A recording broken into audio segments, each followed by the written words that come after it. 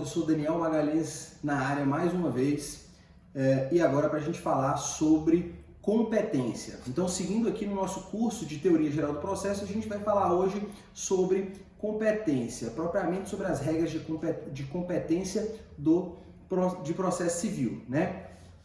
E antes da gente começar a nossa aula, pessoal, estou com o nosso roteiro aqui ao lado, o qual vou consultar eventualmente aqui para que a gente possa não se perder aqui. E também estou aqui com o código de processo em mãos, tá certo? Então essa aula é importantíssimo que vocês estejam com o código de processo em mãos, porque a gente vai ler alguns artigos do código que fala sobre competência, para ficar mais didática a aula, para que a gente possa seguir com mais segurança e mais qualidade aí para vocês, tá certo? Então, roteirinho na mão, código na mão e vamos lá, vamos começar. Sem mais delongas, vamos começar a nossa aula de competência no curso de Teoria Geral do Processo, tá certo? Pessoal, vamos lá. Primeira coisa é o seguinte, para a gente falar de competência, a gente precisa entender o que é jurisdição. Vocês já estão carecas de saber o que é jurisdição, mas nós vamos aqui retomar esse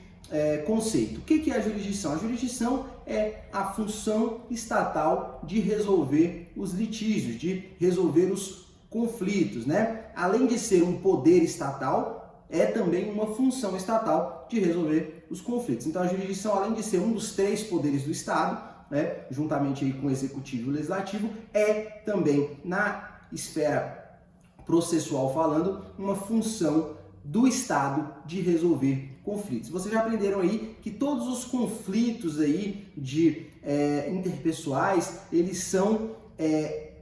eles têm a possibilidade de serem resolvidos por meio de um processo judicial, que é isso que a gente chama de jurisdição, tá certo? E essa jurisdição vocês também já aprenderam em aulas passadas que ela é una, ou seja, essa jurisdição ela é única em todo o território nacional. Então, o Brasil, o Estado brasileiro, ele tem uma jurisdição una que funciona em todo o território nacional, tá certo? Isso significa o quê? Significa que uma sentença dada, por exemplo, por um juiz aqui em Brasília, ela também produz os seus efeitos em São Paulo, ou na Bahia, ou no Rio Grande do Sul, tá certo? Por quê? Porque a jurisdição ela é una. Agora, pessoal, vejamos, seria impensável, ou seria muito complicado que um único juiz, numa determinada comarca, julgasse qualquer tipo de processo, com qualquer tipo de matéria, envolvendo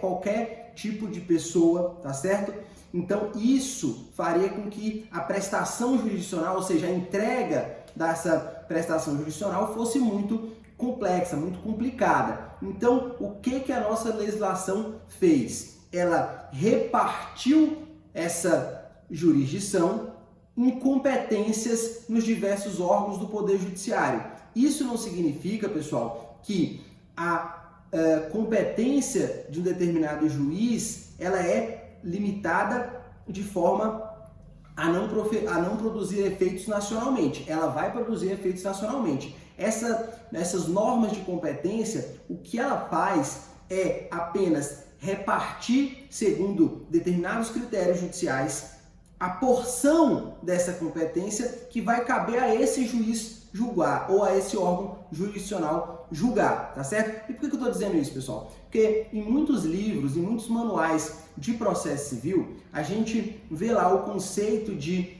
competência como sendo a medida da jurisdição, tá? Inclusive no roteirinho de vocês aí, eu coloquei dessa forma, no comecinho do roteiro eu coloquei para vocês aí qual o conceito de competência. Eu coloquei a medida da jurisdição e logo em seguida eu complemento. Por quê? Eu não quero que vocês entendam que medida da jurisdição seja uma parte dessa jurisdição que é una, de forma nenhuma. Ela somente é atribuída a um órgão ou a um juiz uma determinada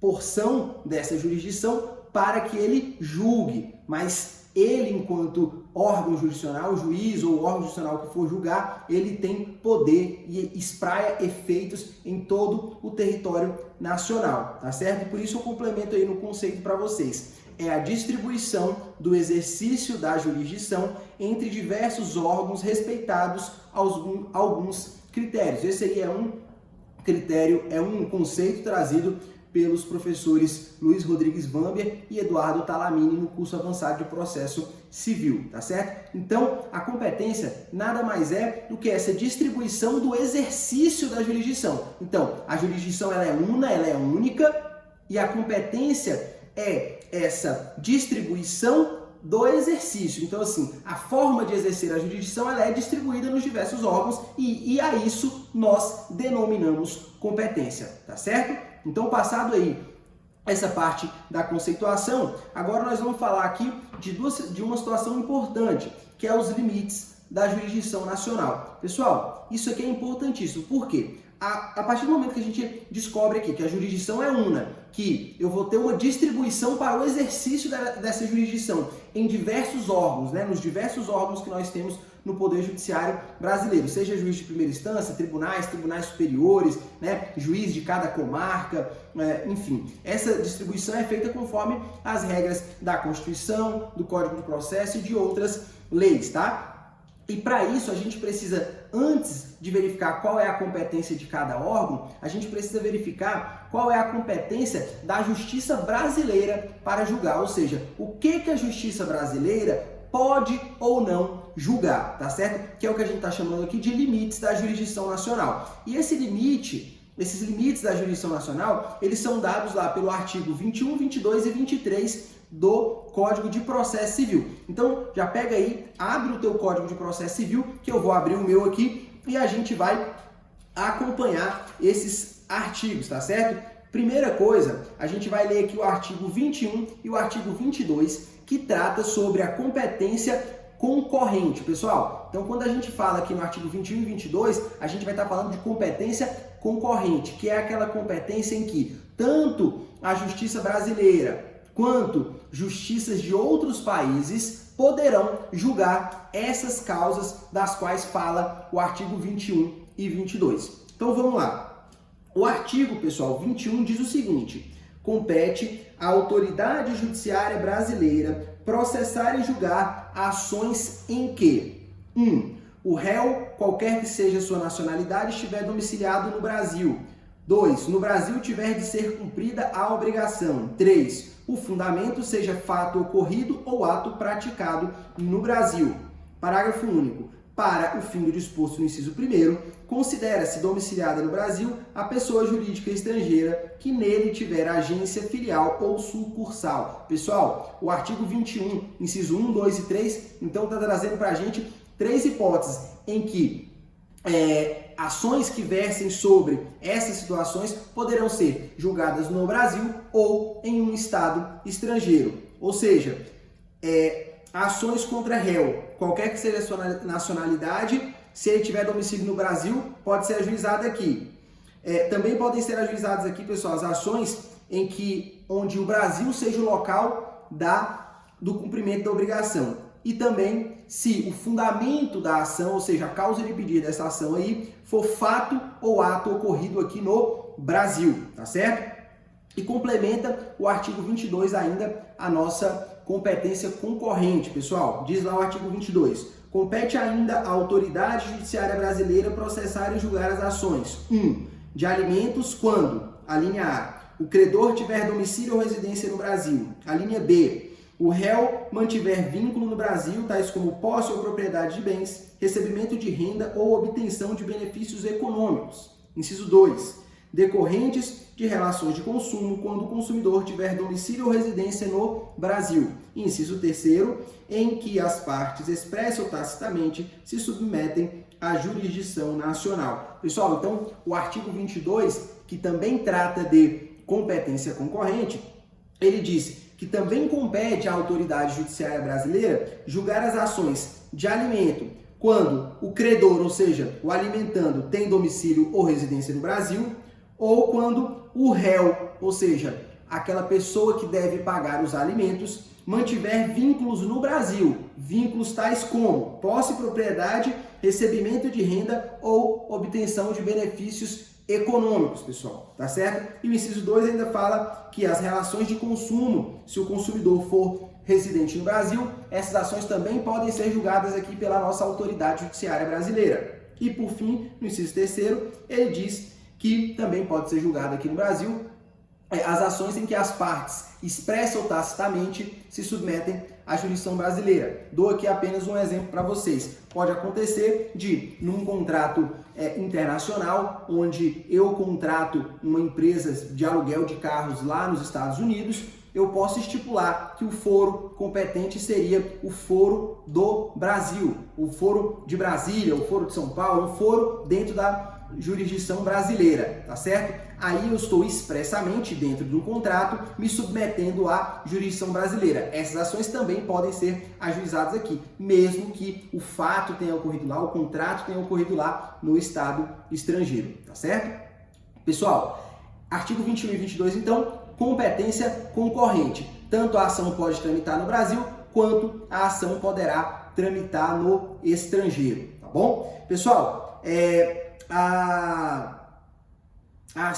o artigo 23, ele trata da competência exclusiva do Brasil. O que isso quer dizer, pessoal? Quer dizer o seguinte, que as ações descritas nos incisos do artigo 23, elas só poderão ser ajuizadas, apreciadas na justiça brasileira, tá certo? Basicamente, pessoal, as ações do inciso 23 são ações relativas a imóveis que estão localizados no Brasil. Isso para quê, pessoal? Para que o Brasil possa afirmar ou reafirmar a sua soberania, né? Que sobre os bens imóveis pertencentes ao Brasil, ou seja, localizados aqui no Brasil, somente o Brasil, somente a autoridade judiciária brasileira poderá se manifestar. E vamos lá, só para ficar claro para a gente quais são essas competências exclusivas da justiça brasileira. E repetindo, pessoal, isso significa que nenhum desses processos aqui, nenhuma dessas ações que tem algum desses objetos aqui, poderá ser julgada por outro estado estrangeiro que não seja o Brasil, tá bom? E diz o artigo 23 o seguinte: compete à autoridade judiciária brasileira, com exclusão de qualquer outra, 1. Conhecer de ações relativas a imóveis situados no Brasil. 2. Em matéria de sucessão hereditária, proceder à confirmação de testamento particular e ao inventário e à partilha de bens situados no Brasil, ainda que o autor da herança seja de nacionalidade estrangeira ou tenha domicílio fora do território nacional.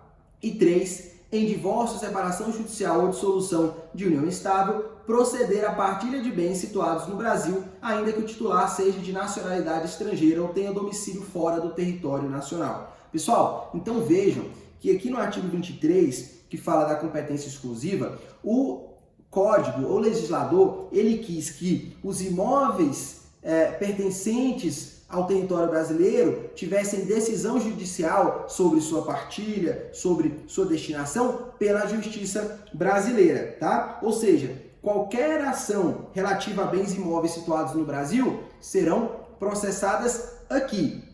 Além disso, a sucessão testamentária, hereditária ou a confirmação de testamento particular de bens situados no Brasil devem também ser feitas pela justiça brasileira, ainda que o falecido seja de outra nacionalidade. Mas se ele tiver bens no Brasil, quem deve fazer a sucessão hereditária e testamentária deverá ser a justiça brasileira. E o inciso 3º, divórcio ou separação para proceder à partilha. Então, aqui vejam que interessante. Não é proibido, por exemplo, um casal brasileiro se separar lá na Argentina. Eles podem ajuizar o processo de divórcio lá e podem se divorciar lá. E depois só traz para cá para homologar perante o STJ. Agora, se tiver bens a serem partilhados, diz o artigo 23, inciso 3º, que é competência exclusiva da justiça brasileira proceder à partilha de bens situados no Brasil, ainda que o titular seja de nacionalidade estrangeira ou tenha domicílio fora do território nacional. Isso em separação ou divórcio. Pessoal, então, vejam bem, não é proibido. Isso eu estou falando porque eu já vi cair em provas da OAB, prova de concurso, tá? Então fiquem ligados nisso daí. Não é proibido que o casal brasileiro ou estrangeiro que casou no Brasil faça o seu divórcio, proceda com o seu divórcio num estado estrangeiro, tá? Não é proibido. Agora, a partilha dos bens que eventualmente esse casal tenha e queira partilhar, que sejam localizados no Brasil, será feita pela autoridade judiciária brasileira, tá certo? Então, fiquem ligados nisso daí. Artigo 21 e 22, competência concorrente. Artigo 23, competência exclusiva da Justiça Brasileira, tá bom? Pessoal, vamos agora seguir, a gente vai falar um pouquinho sobre 3 princípios que norteiam aí a competência jurisdicional. O primeiro princípio, pessoal, é o princípio do juiz natural, ou do juízo natural. O que é isso, pessoal? Esse princípio, ele garante a proibição de um tribunal de exceção, ou seja, criar um tribunal depois que o fato ocorreu. Ele garante também o respeito às regras de competência, ou seja, essas regras que nós estamos estudando aqui, que nós vamos estudar aqui nos artigos 46, 47, 48, 49, 50, 51, todas essas regras que a gente vai estudar, as regras do artigo 109 da Constituição, 102, 103, tá? Todas essas regras que nós vamos estudar aqui, elas devem ser respeitadas no momento do ajuizamento da ação e no decorrer da ação, tá certo? E o princípio do juízo natural é ele quem garante que não haverá tribunal de exceção e que também essas regras serão respeitadas, tá certo? Pessoal, então, quando a gente fala de princípio do juízo natural, juiz natural ou juízo natural é aquele que competente, ou seja, segundo as regras de competência que nós temos na nossa legislação, e também imparcial, tá certo? Então, o juiz natural é o juiz que ele é competente e imparcial, tá certo? Pessoal, nós temos ainda aqui o segundo princípio que norteia aí as nossas competências jurisdicionais. E é o princípio da competência. É isso mesmo, você não ouviu errado. Competência. Ou seja, o princípio da competência sobre a competência. O que isso quer dizer, pessoal? Quer dizer basicamente o seguinte, olha, todo juiz, ele é competente para, no mínimo, dizer se ele é competente ou não para julgar aquela causa. Tá certo, pessoal? Então, o princípio da competência, ela leciona que o juiz ele é competente no mínimo para julgar se ele tem ou não competência sobre aquela matéria, tá certo? E o terceiro princípio que é importantíssimo também aí quando a gente está falando de competência é o princípio da perpetuação da jurisdição. Pessoal, a competência, diz lá o artigo 43 do nosso código, ela é fixada no momento da distribuição da ação, não importando, via de regra, as mudanças posteriores. Então, dou um exemplo para vocês. Se, por exemplo, eu ajuizo uma ação de reparação de danos contra um réu que é domiciliado em São Paulo, e eu ajuizei a ação lá em São Paulo. Posteriormente, esse réu mudou para o Rio Grande do Norte. Depois que eu já ajuizei a ação e a ação está rolando, ele se mudou para o Rio Grande do Norte. Quer dizer então que essa ação vai mudar, que a competência vai mudar lá para o Rio Grande do Norte? Não. Tá? Segundo o princípio da perpetuação da jurisdição, o órgão competente para julgar, ele é verificado no momento da distribuição. Após a distribuição da ação, pessoal, e determinada a competência do órgão jurisdicional, as mudanças que se ocorrerem no decorrer do processo, elas não importam, tá? Essa é a regra. E aí, pessoal, nós temos aí algumas exceções. Essa questão do princípio da perpetuação da jurisdição está lá no artigo 43, que eu não vou ler agora para vocês, mas depois vocês dão uma lidinha em casa aí, tá? Para a gente agilizar um pouco aqui, para a aula não ficar muito longa e cansativa. E nós temos então algumas exceções a essas situações. Pessoal, e as exceções são duas. Ou seja, haverá mudança de competência quando suprimir órgão jurisdicional ou alterar a competência em razão da matéria ou hierarquia. Pessoal, importantíssimo. Então são duas situações. A primeira é quando suprimir órgão jurisdicional. Então imaginem vocês, pessoal, que nós temos numa determinada comarca duas varas cíveis. Nós temos a primeira vara cível e a segunda vara cível. Mas por situações diversas, a economia daquela cidade foi começando a ficar mais fraca, muita gente saiu daquela cidade, acabou ali a cidade ficando com menos habitantes, menos negócios e, portanto, menos processos judiciais para serem resolvidos. Portanto, o tribunal local entendeu que seria relevante excluir uma das varas, tá certo? Ou seja, tinha 2 varas cíveis, mas já não precisava porque a demanda já não era tão grande. Então, ele vai extinguir uma das varas. O que vai acontecer? As ações que tramitavam nessa vara serão transportadas para a outra vara, tá certo, pessoal? Então, haverá mudança de competência do órgão competente por supressão. E a segunda hipótese é se houver alteração de competência em razão da matéria. Dou um exemplo também bem fácil para vocês entenderem. Por exemplo, vamos supor que numa determinada comarca pequena só tinha uma vara única. A comarca era muito pequenininha, basta vocês pensarem aqui, por exemplo, em Altamira, lá no Pará. Era uma cidadezinha pequena, né? não muito grande. Com a ida da empresa para construir a usina lá de Belo Monte, o que aconteceu? Um boom na cidade, foram muitos trabalhadores para lá, muita gente para trabalhar e começou então a ter ali uma economia mais pujante, muitos negócios. O que acabou acontecendo?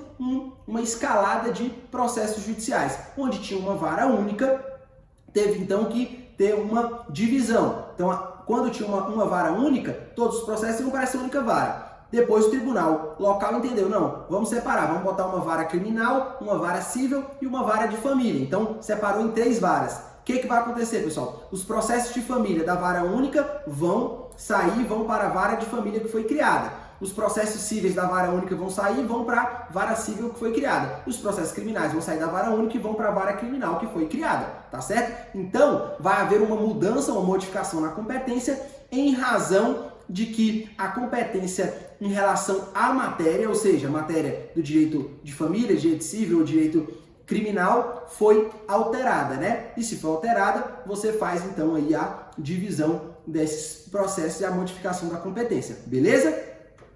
Pessoal, essa modificação da competência, ela somente poderá ocorrer até a sentença. Se já houver sentença, não tem como fazer essa modificação de competência, seja por qualquer um desses motivos, beleza? Pessoal, vamos agora seguindo aí para o nosso roteirinho. O item 1.3 do nosso roteiro são os critérios determinativos de competência. Pessoal, nós temos, basicamente, são 5 critérios de determinação de competência. Nós temos o critério em relação à matéria, em relação à pessoa, em relação ao valor da causa, o critério funcional e o critério territorial. Então são basicamente 5, tá? Os 3 primeiros a gente chama de critérios objetivos, que é o critério em razão da pessoa, em razão da matéria e em razão do valor da causa. Objetivo porque é fácil você conferir se uma causa tem determinado valor, ou se envolve uma determinada pessoa, ou se envolve uma determinada matéria. É um pouco mais fácil. Os outros 2 são o critério funcional e o critério territorial, e a gente vai falar agora de cada um deles, tá certo? Pessoal, vamos lá. Vou tomar uma aguinha aqui. Primeiro, pessoal, quando vai se estabelecer a competência, vocês têm que ter em mente primeiro o seguinte: nós temos a Justiça Federal e a Justiça Estadual, né? Além, logicamente, da Justiça Eleitoral, Justiça Militar e Justiça Trabalhista. Então, quando se vai ajuizar uma ação, a gente já tem que verificar se essa ação é uma ação que deve tramitar na Justiça Eleitoral, Trabalhista, Militar ou Federal. Se não for nenhum desses casos, ela vai para a Justiça Estadual, tá certo? E isso a gente já falou em outras aulas, mas se precisar também pode perguntar aí que a gente vai sanando as dúvidas, tá bom?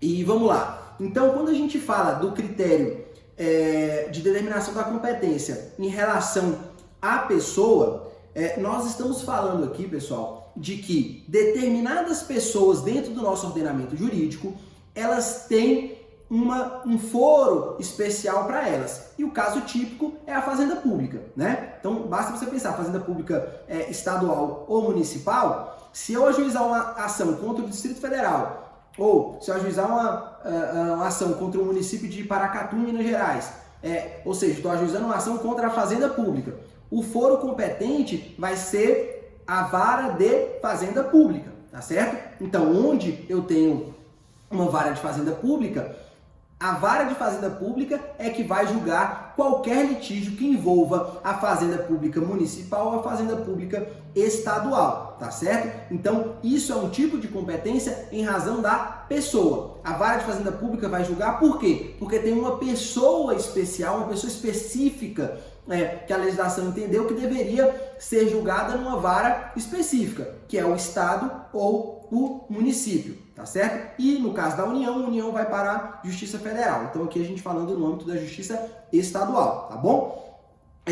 Quando a gente fala de competência em relação à matéria, pessoal, quando a gente fala de competência em relação à matéria, a gente está falando de competência se ela é uma ação civil, se é uma ação de família, se é uma ação criminal, se é uma ação de direito previdenciário, tá certo? Então, quando a gente fala de competência em razão da matéria, eu quero saber qual tipo de matéria, qual é o tipo de relação jurídico-material que trata aquela situação. Então, se a gente dou um exemplo fácil para vocês, por exemplo, se uma pessoa requer alimentos de outra, por uma relação de parentesco, por exemplo, o filho pede alimentos ao pai, essa ação ela deverá tramitar na vara de família, ou seja, na comarca ou na circunscrição judiciária. Se tiver vara de família, deverá tramitar em uma das varas de família. Por quê? Porque a matéria é direito de família. E se eu tenho uma vara de família, ela vai para a vara de família. Não faria sentido eu ter uma vara de família e uma questão de alimentos relativa à família, eu ter ela sendo julgada pela vara criminal ou por uma vara civil que seja, tá bom? Então, critério em relação à matéria, em relação ao tipo de relação jurídico-material que existe nessa relação processual que foi levada a juízo, tá bom? E por fim, ainda nos critérios objetivos, nós temos o critério relativo ao valor da causa. Pessoal, determinadas causas, elas têm a sua competência aí modificada, elas têm a sua competência determinada, melhor dizendo, em relação ao valor da causa. Basta a gente pensar aqui nos juizados especiais, né?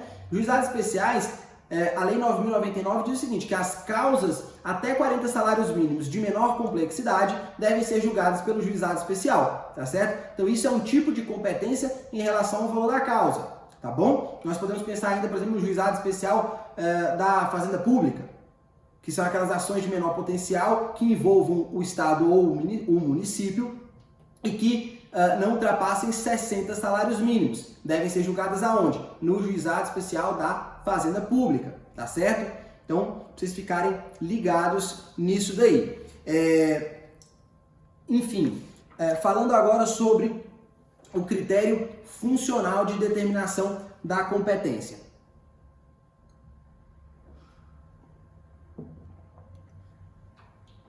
Pessoal, vamos lá. O que é esse critério funcional? O critério funcional, ele é um critério que leva em conta a função do órgão jurisdicional para atuar no processo, para praticar determinados atos no processo.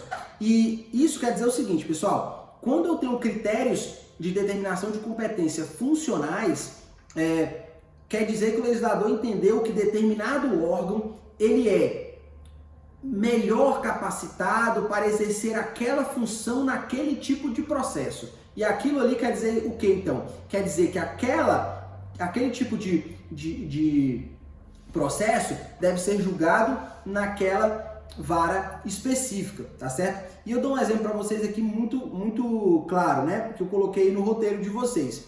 Por exemplo, as competências originárias dos tribunais para julgar os recursos ou até mesmo as ações originárias. Por exemplo, uma ação rescisória. Quando eu falo de ação rescisória, que está lá no artigo 966 do nosso Código de Processo Civil, a ação rescisória, a competência dela é do órgão jurisdicional hierarquicamente superior. Então, se eu tive uma sentença que transitou em julgado aqui na primeira instância, o órgão jurisdicional responsável por julgar uma ação rescisória é o Tribunal de Justiça. Então, na hora que eu for distribuir minha ação rescisória, eu não vou distribuir no juiz de primeira instância, eu vou distribuir no Tribunal de Justiça, tá certo? Então, isso é um tipo de competência funcional, porque o legislador entendeu que funcionalmente o melhor órgão para julgar uma ação rescisória é o tribunal, tá certo? Que mais? Critério territorial, pessoal. E o último critério aqui para determinação da competência.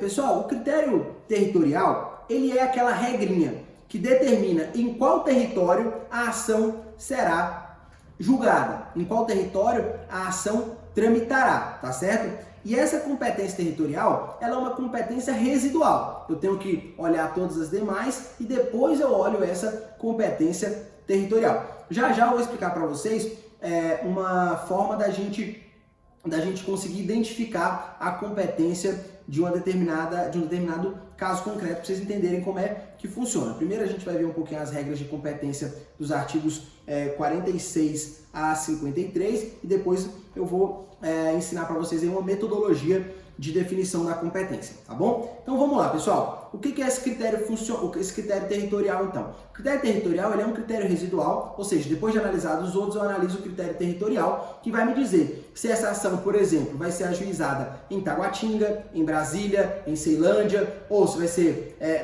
em São Paulo, ou se vai ser no Rio Grande do Sul, ou se eventualmente dentro, por exemplo, lá da cidade de São Paulo, se vai ser lá na capital, se vai ser na região metropolitana, por exemplo, em Marília, em Bauru, tá certo? Em Congonhas ou em Guarulhos, enfim, não sei. Mas vejam, esse critério territorial, ele vai dizer qual vai ser o foro, ou seja, qual vai ser o lugar onde essa ação vai tramitar, tá certo? E, em geral, pessoal, esse critério territorial, ele é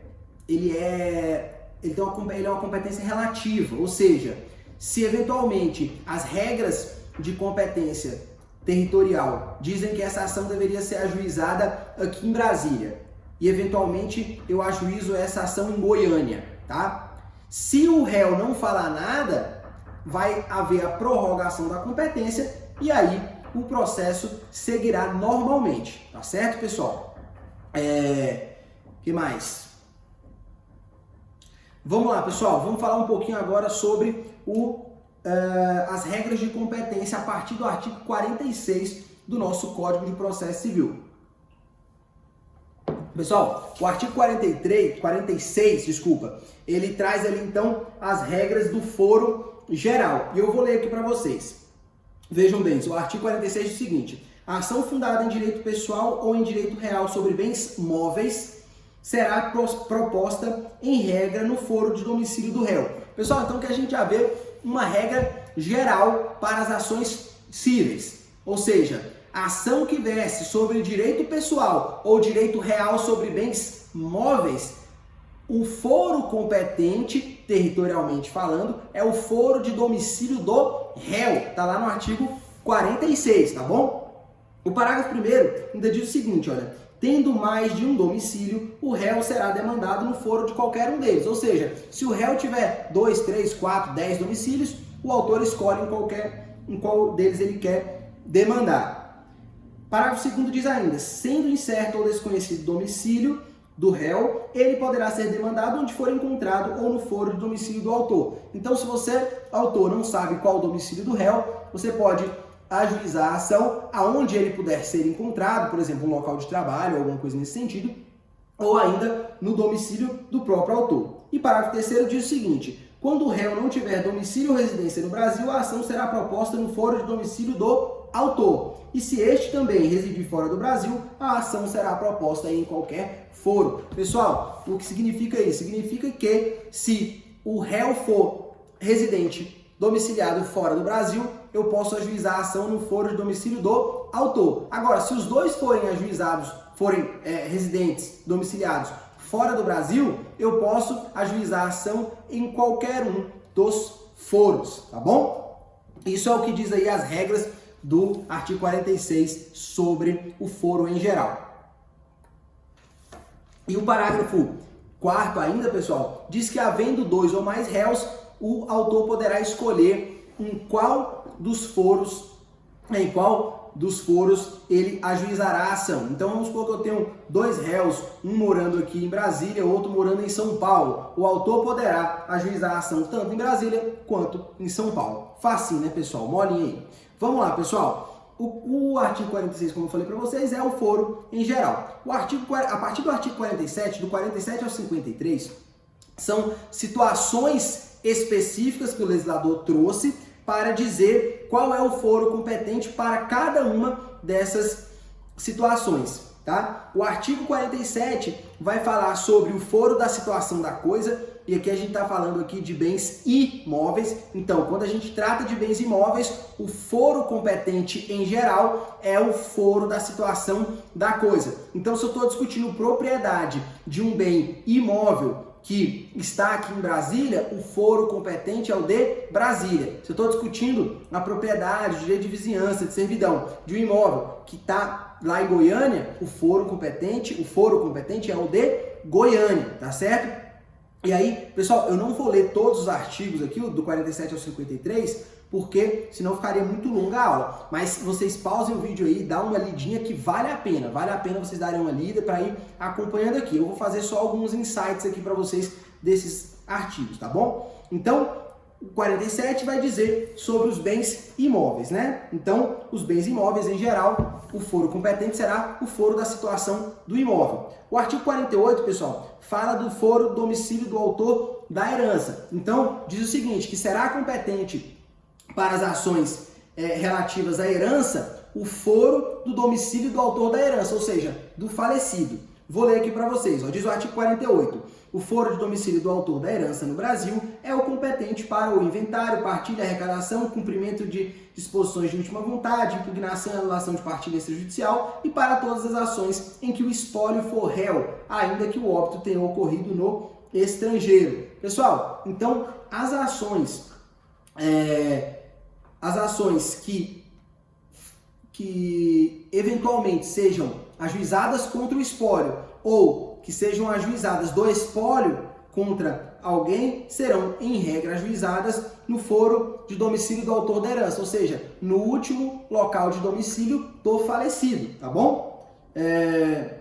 E diz ainda o parágrafo único, se o autor da herança não possuía domicílio certo, é competente 1. O foro da situação dos bens imóveis. 2. Havendo bens imóveis em foros diferentes, qualquer destes. E 3. Não havendo bens imóveis, o foro do local de qualquer dos bens do espólio.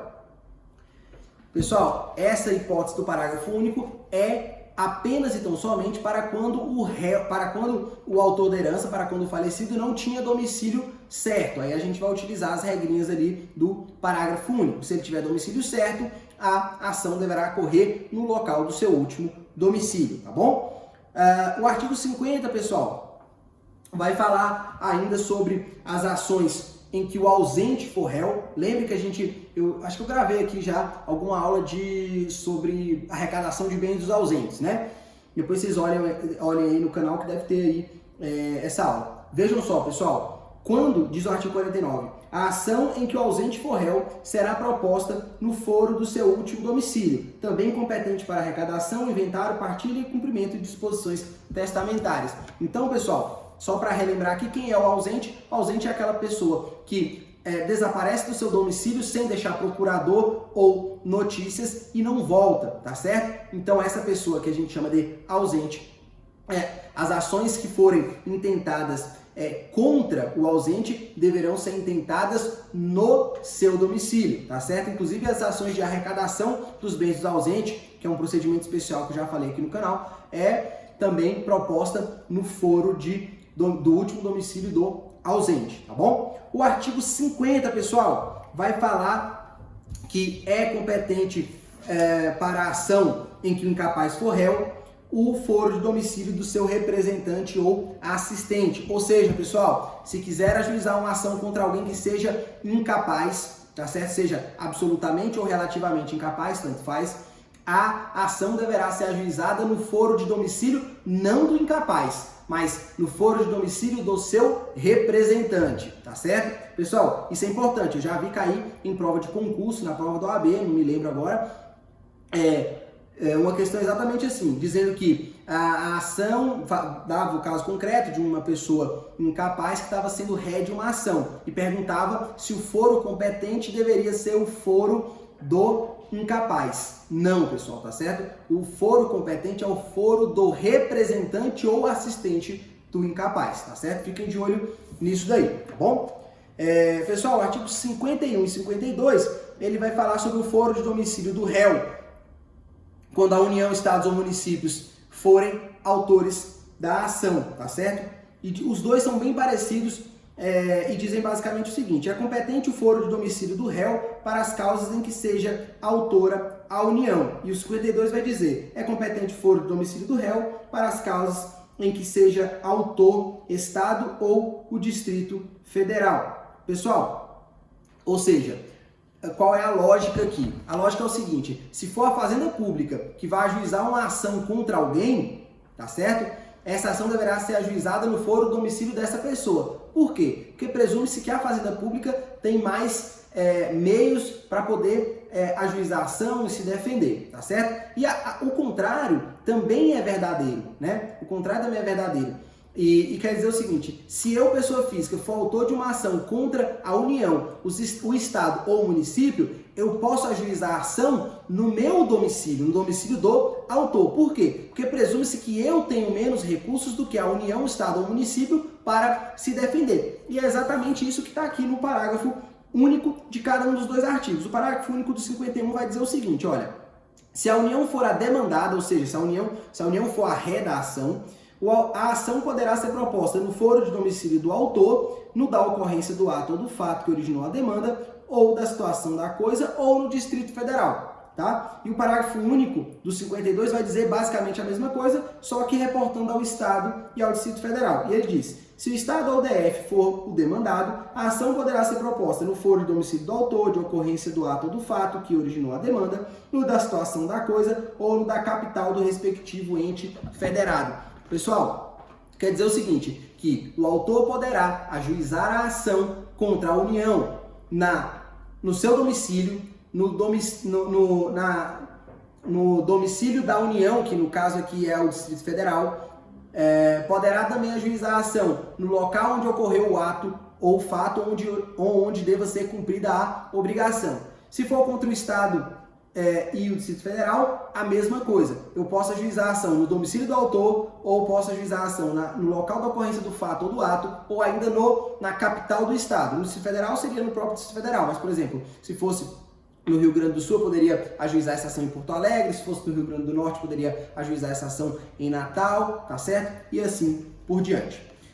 E por fim, pessoal, lá no artigo 53, nós temos os foros especiais para algumas situações específicas. Aqui, pessoal, eu não vou ler, mas são vários tipos de ações específicas, como ação de divórcio, ação de alimentos, enfim, e algumas outras situações, tá bom? E eu peço que vocês dêem uma pausinha na aula aí, leiam o artigo 53 com muita atenção, que vocês vão perceber que tem ali todas as regrinhas de competência, tá? É lógico, pessoal, que na hora que vocês forem fazer uma questão, por exemplo, ver uma questão e fazer com consulta, o que vocês fazem?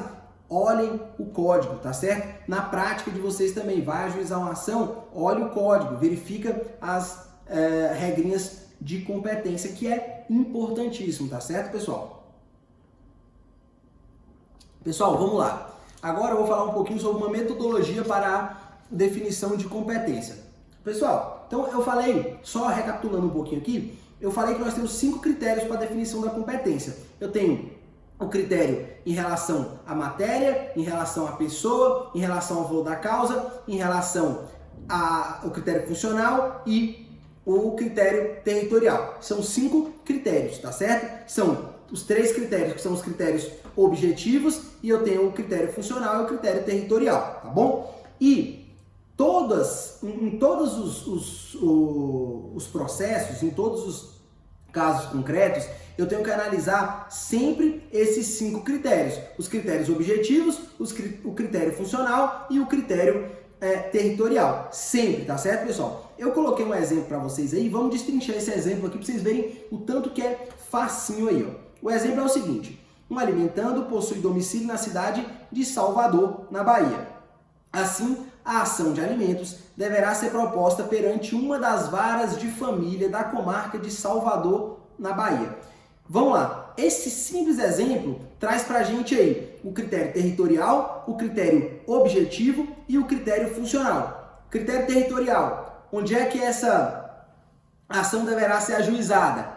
De acordo com essas regrinhas que nós acabamos de ver aqui, no foro de domicílio do alimentando, tá bom? Então, lá em Salvador, na comarca de Salvador. Critério objetivo em relação à matéria, ou seja, relação de alimentos por parentesco, vara de família. E o critério funcional, juízo monocrático de primeira instância, ou seja, uma das varas, né? Juízo monocrático de primeira instância, uma das varas de família. Então vejam que eu tenho os três critérios. Critério funcional, ou seja, qual que é o órgão competente para julgar aquela questão, que ele é o órgão funcionalmente mais adequado para julgar aquela questão. Juízo monocrático de primeira instância. Em relação à matéria, o critério objetivo, né?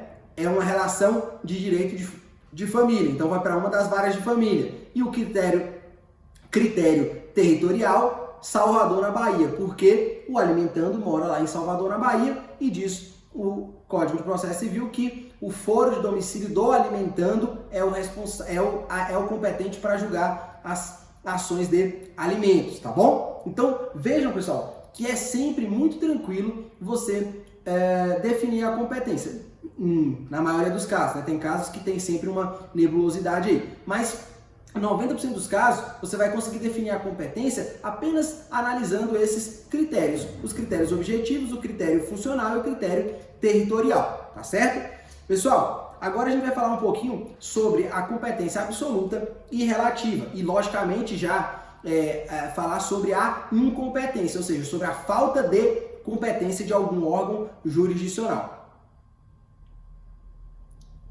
A primeira nota importante aqui, pessoal, é o seguinte: a competência absoluta, ela será sempre obrigatória, sempre cogente, é uma norma cogente, é uma norma obrigatória. A competência relativa, ela será sempre uma competência dispositiva, ou seja, as partes poderão dispor, as partes poderão negociar. E aí aqui eu trago dois dados interessantes. Primeiro, pessoal, em geral, isso é uma regra geral, é lógico que sempre vão ter exceções, mas em regra geral, pessoal, a competência territorial, ela é uma competência relativa. A competência territorial e a competência em relação ao valor da causa, em geral, ela é relativa. Apesar que a competência em relação ao valor da causa, se for, por exemplo, juizado especial da Fazenda Pública ou juizado especial federal, ela é absoluta, tá? Ou seja, é uma exceção aí. Então, mas a competência territorial, ela é sempre uma competência relativa, ou via de regra relativa. Agora, competência em relação à matéria, competência em relação à pessoa e competência funcional, pessoal, são tipos de competência, em geral, absoluta. Então, tá? Fiquem ligados aí. Competência funcional, competência em relação à pessoa, em relação à matéria, são, em geral, competências absolutas, tá certo? Ou seja, são normas cogentes obrigatórias, tá bom?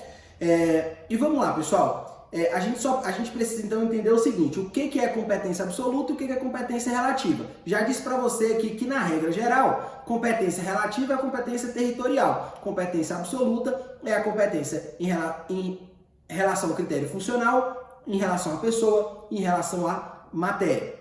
Então, vamos lá, pessoal. Quando eu falo de incompetência relativa, eu estou falando basicamente do seguinte, que uma competência territorial não foi respeitada. Então, vamos supor, eu tenho uma ação de reparação de danos contra um réu que mora em São Paulo. De acordo com a regra geral do artigo 46, diz o seguinte: olha, é um direito pessoal de reparação de danos morais, por exemplo. Eu ajuizaria essa ação contra o réu no domicílio do réu. O réu mora onde? São Paulo. Então eu deveria ajuizar a ação aonde? Em São Paulo, tá certo? Então esse é o domicílio competente, tá? Agora, eu, mesmo sabendo disso, ajuizei a ação aqui em Brasília. Isso é um tipo de incompetência relativa. Por quê? Porque a regra territorial, ou o critério de competência territorial é um critério relativo. Então, se eu desrespeitei esse critério que é de competência relativa, eu tenho uma incompetência relativa. E o que isso importa, professor? Importa o seguinte: nos casos de incompetência relativa, o juiz não pode, de ofício, dizer que ele não é competente. Ele tem que esperar que a outra parte venha até o processo e alegue a incompetência. Então, o réu lá em São Paulo vai ter que vir ao processo para dizer, olha, o foro competente é o foro de São Paulo e não o foro de Brasília. Se ele não fizer isso, pessoal, prorroga-se a competência. O que significa isso, pessoal? O foro de Brasília, que inicialmente não era competente, passou a ser competente, tá certo, pessoal? Então, isso é a incompetência relativa. E aí, como eu disse para vocês, né, pessoal, essa é a regra geral. Mas, por exemplo, dentro da competência territorial e mesmo dentro da competência em relação ao valor da causa, que em geral elas são relativas, nós temos situações onde a competência é absoluta. Aqui eu vou lembrar, já lembrei os exemplos do juizado especial para vocês, né, que é em relação ao valor da causa, juizado especial federal e juizado especial da Fazenda Pública, onde eles estiverem instalados, a competência deles é absoluta, tá bom? Agora, um critério territorial que é de competência absoluta.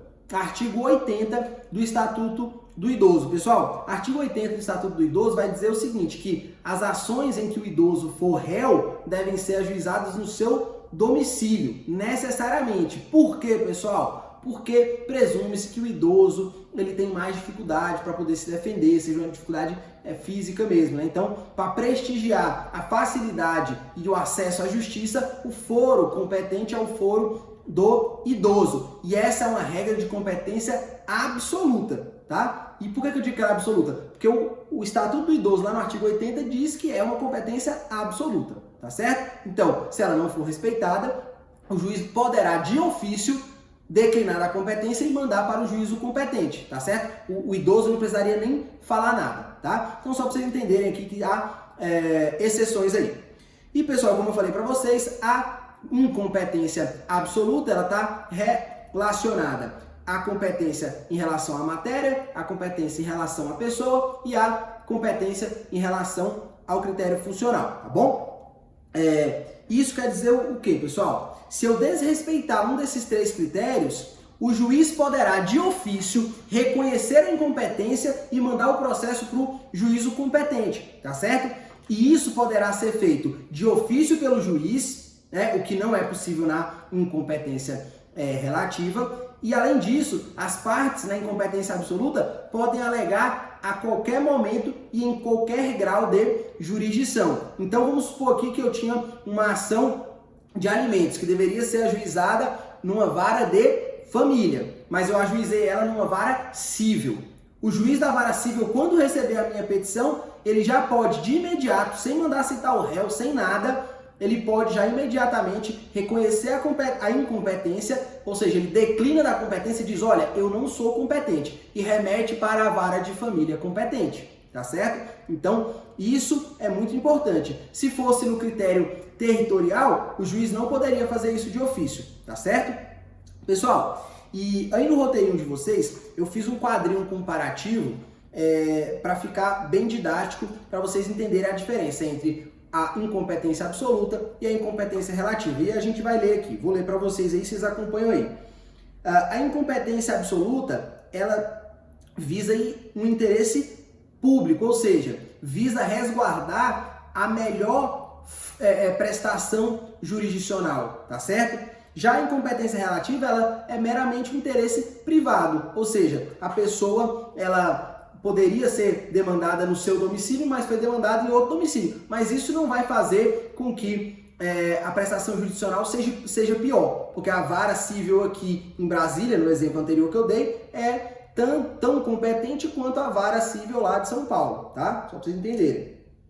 A incompetência absoluta, ela pode ser alegada a qualquer tempo pelas partes e pode também ser reconhecida de ofício pelo juiz, está lá no artigo 64, parágrafo 1º do nosso Código de Processo.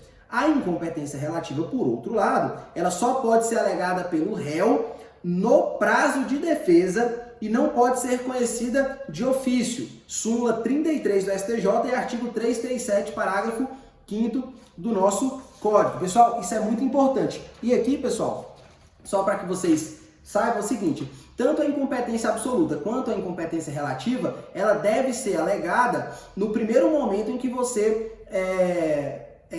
fala no processo em preliminar de contestação, ou seja, antes de falar do mérito da contestação, no comecinho da sua petição de contestação, você já vai dizer da incompetência, seja absoluta, seja relativa. A diferença é que se for uma incompetência absoluta e você não fizer isso, o juiz não tiver percebido, isso pode ser feito mais à frente no processo. Na relativa, não. Se não foi feito no momento adequado, como eu disse para vocês, prorroga-se a competência e aquela vara que era inicialmente incompetente torna-se competente. Ainda na diferenciação, pessoal, se não foi respeitado uma regra de competência absoluta, como essa que eu acabei de falar para vocês, de uma ação de alimentos que foi julgada na vara civil. Vamos supor que o juiz não percebeu e acabou julgando a ação de alimentos ali de relação de parentesco.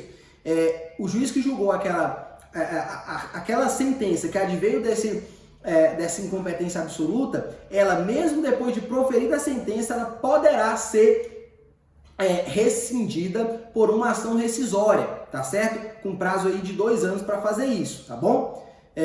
Enquanto que na relativa, se não fizer nada, prorrogou, vai continuar normalmente.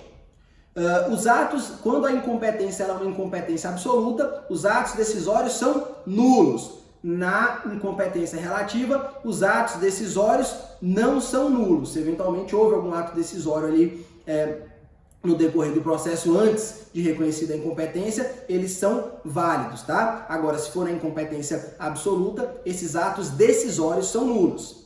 Na incompetência absoluta ainda, pessoal, não pode ser alterada pela vontade das partes. O que é isso, pessoal? É aquela famosa cláusula de eleição de foro, né? A gente vê comumente nos contratos essa cláusula de eleição de foro. Você faz um contrato de locação, por exemplo, que é de direitos disponíveis, o que você faz? Lá no finalzinho você assume, as partes elegem o foro da circunscrição judiciária de Brasília para dirimir qualquer conflito. Beleza. Você pode fazer isso? Pode, num critério funcional, numa competência relativa, tá certo? Agora, pessoal, eu poderia eventualmente celebrar um contrato e dizer o seguinte, se tiver uma ação de alimentos entre eu e meu filho aqui, essa ação deverá ser julgada pela vara civil. Não, você não pode fazer isso, tá? Não admite, então, nas regras de competência absoluta, qualquer tipo de alteração pela vontade das partes, tá bom? Que mais? Por fim, o último tópico, ela não pode ser alterada, a competência absoluta não pode ser alterada por conexão ou continência. A gente já vai ver o que é conexão ou continência aí, tá? Já a competência territorial, competência relativa, ela pode ser alterada por conexão ou continência, tá certo?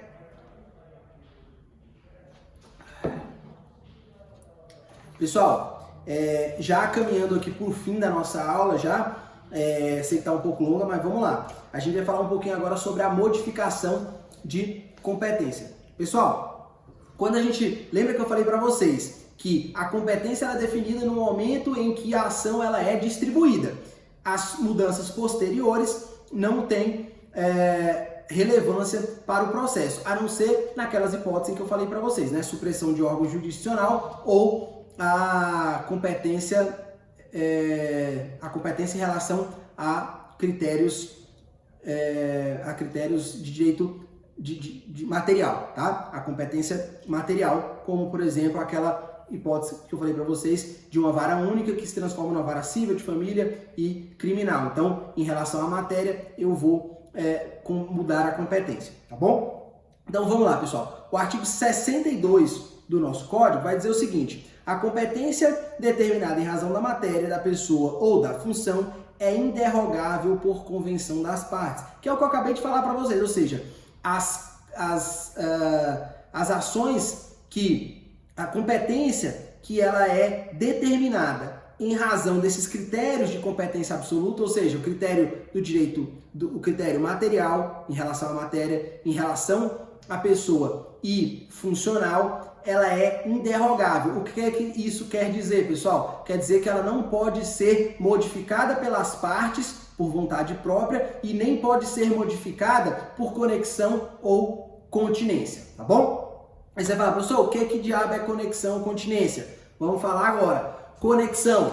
Conexão está lá no artigo 55 do nosso código, pessoal. Importante. O artigo 55 diz o seguinte, lembrando a vocês o seguinte, olha, a conexão, pessoal, é um mecanismo de alteração da competência, tá? É um mecanismo que permite alterar a competência de uma determinada ação. E por quê? Ele geralmente admite essa mudança se houver em comum ou o pedido ou a causa de pedir. Olha o que diz aqui o artigo 55. Diz o seguinte, reputam-se conexas duas ou mais ações quando lhes forem comum o pedido ou a causa de pedir. Pessoal, então vamos lá. Eu tenho duas ações que estão tramitando em foros diferentes, tá? Mas suponhamos que essas ações elas tenham o mesmo pedido ou a mesma causa de pedir. Se tiver o mesmo pedido ou a mesma causa de pedir, elas serão reunidas para julgamento conjunto, tá certo? E elas vão ser reunidas aonde? Elas vão ser reunidas, diz o código, no juízo prevento. O que é o juízo prevento? É o juízo que conheceu da primeira causa, ou seja, é o juiz que recebeu a primeira ação. Então, uma foi ajuizada no dia 10, outra no dia 15. Então, as ações vão ser juntadas na vara onde a primeira ação foi ajuizada, tá bom? Que mais? Importantíssimo, pessoal, só haverá essa conexão até a sentença. Depois que for proferida a sentença, não pode mais haver a conexão. Então, se as ações estavam tramitando e uma já teve sentença, mesmo que eu tenha identidade de pedido ou de causa de pedir, eu não posso fazer a conexão, tá certo? Porque depois que já foi proferida a sentença, já foi proferida toda a fase de saneamento do processo, de instrução do processo, não faria mais sentido juntar as ações. Porque aqui, pessoal, o que está em jogo aqui é uma economia processual. Você junta as ações para poder dar economia e celeridade, tá certo?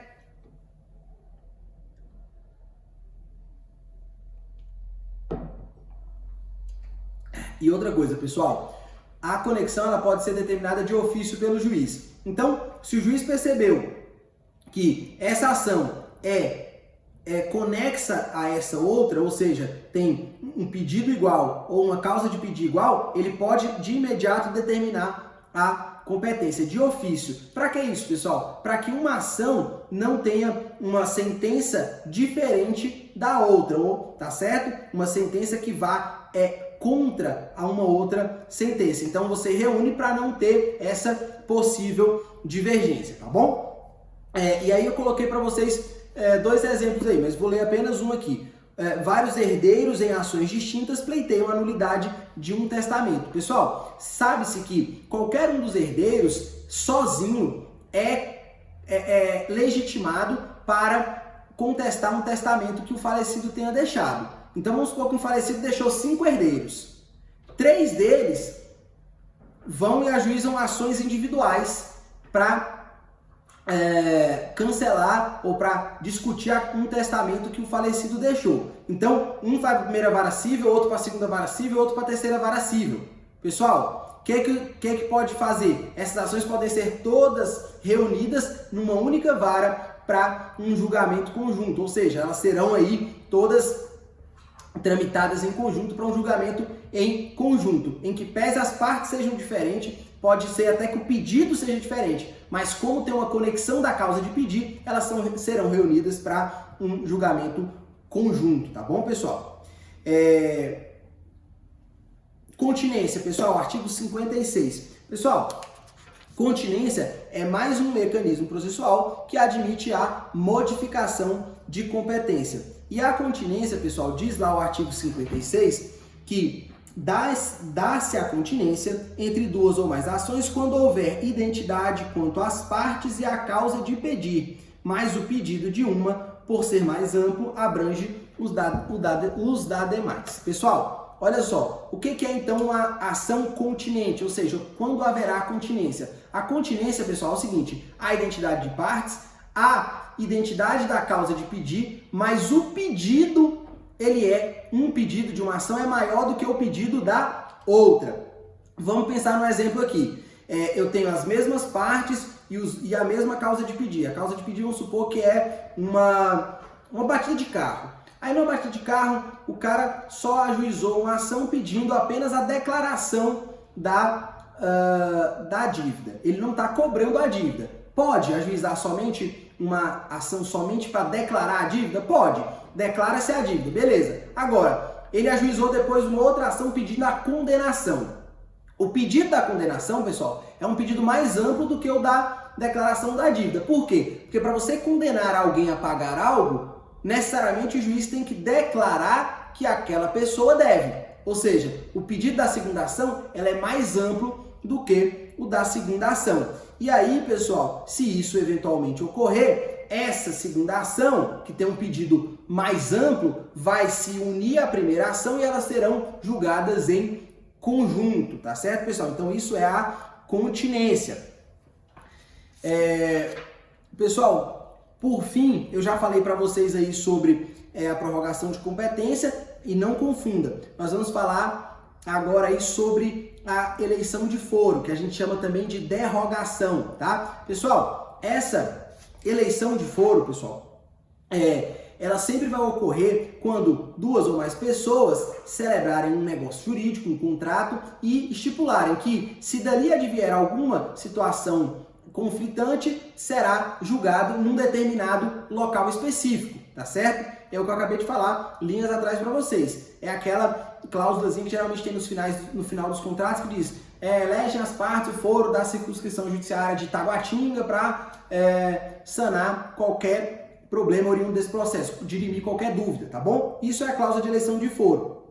Primeiro, ela deve constar no instrumento do negócio jurídico, no contrato.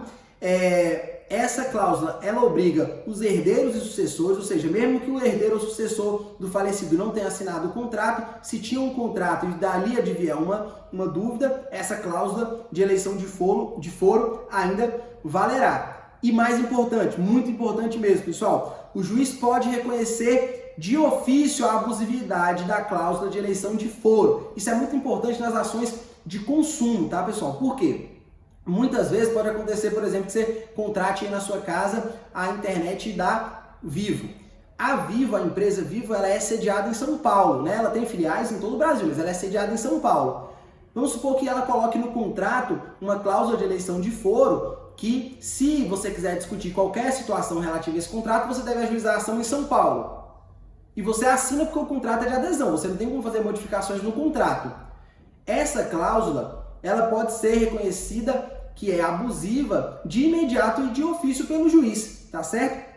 Por quê? Porque senão você teria que ajuizar a ação lá em São Paulo. Imagina um consumidor hipossuficiente que paga uma continha de R$50 do seu celular da Vivo aqui e ia ter que despender todo um dinheiro para poder ajuizar essa ação em São Paulo. Então, o consumidor pode ajuizar a ação aqui e o juiz pode reconhecer de ofício a abusividade dessa cláusula, tá? Isso se houver essa abusividade, tá certo?